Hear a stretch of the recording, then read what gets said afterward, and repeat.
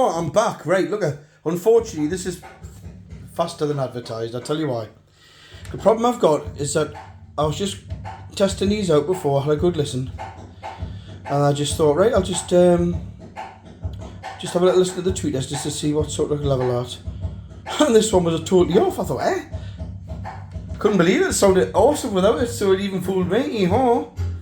Oh dear me, what a day. So anyway, this is the offending fella here. I thought the capacitor had gone, but it hadn't. What happened was, see here, it was attached to here. I think somebody's been in these before, because when I took the tweeter out, it's got a bit damping on the back of the tweeter. And I don't know why on earth that capacitor would actually not be attached to that. So anyway, I've got some Solons, similar sort of value, 7 microfarads at 6.8. It's not going to make much difference, very close. These have got 3% tolerances. And I'll see what they sound like. Now this is a crossover, right? If anybody doesn't know how it works, I will tell you. Right, bass mid. Right, I don't know the specs, but just say most bass units will produce 20 Hz, but whether you hear it or not, it's another matter.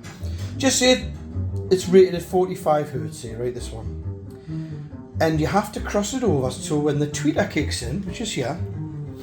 So the crossover, what it'll do is, this one will play up, standard is up to 4,000, because I've seen the specs on it. So just say 45 to 4,000 Hz, right? But this is apparently, when I looked up on the internet, it says crossed at 2,800. So this will, round about 2,800 Hz, this will start to roll off gently at a 12 decibel octave, right? So it'll play quieter than the treble unit. Now the treble unit will cross over around about the 2,800, and it'll play a little bit louder.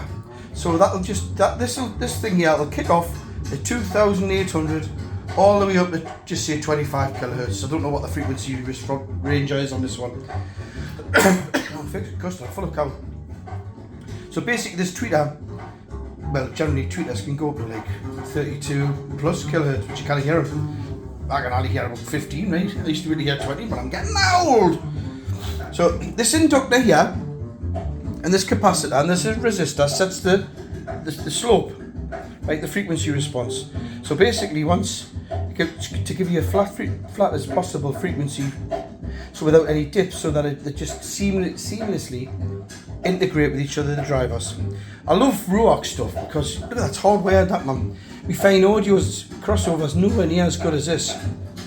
But once I finish these mods, I'm going to compare the finds, because I reckon I can get these sounding way better. But the problem I've got is the limitations of the drivers. See how far I can take them, because that's got very good specs, that tweeter, and that's very good specs.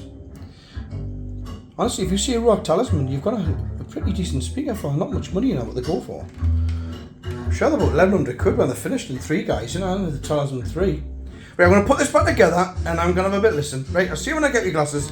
Remember, nobody understands Chinese writing. And Mrs. Ball, please don't shout at